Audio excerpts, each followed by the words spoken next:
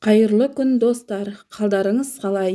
Менің пайдалы атты арнам ұнаған болса, маған пікір қалдырып, қоңырауша белгісін басып қойсаңыз алғысым шексіз болар еді.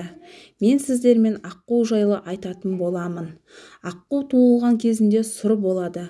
Аққулар рухани тазалықтың, адалдықтың, адамға деген достықтың, шынайы махаббаттың белгісі. Оларды әлемдегі ең әдемі құстар деп айтсақ та қателеспейтін шығармыз. Аққудың серігі қайтыс болғаннан кейін ол қатты қайғыға батады. Қара аққу климаты ыстық жерде, ақ түстісі суық жерде өмір сүреді. Ақ түстісі қызыл кітапқа енген. Өзіне жұп тапқан соңына дейін тастамайды.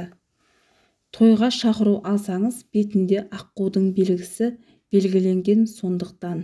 Оның денесінде шамамен 25.000 қауырсын болады.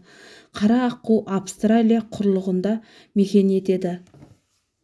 Қауіп төнген жағдайда адамға шабуыл жасауы мүмкін. Адам сүйегін сындырып жіберген кездер де болған. Суыққа төзімділігі арқасында 8.000 биіктікке ұша алады. Бұл құстар арасында рекорды.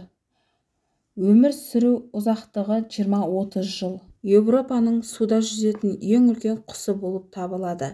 Ең ауыр салмағы 15 килограммға дейін барады. Суда балық құрттармен, жәндіктермен тамақтанады. Аққудың 6 түрлісі белгілі. Ересек аққу 5 килограммға дейін тамақ жеуі мүмкін. Орташа ұшуы 65 км сағатына дейін. Ұлыбританияда аққулар ханшайымға тиесілі, оны аулауға тыйым салынған.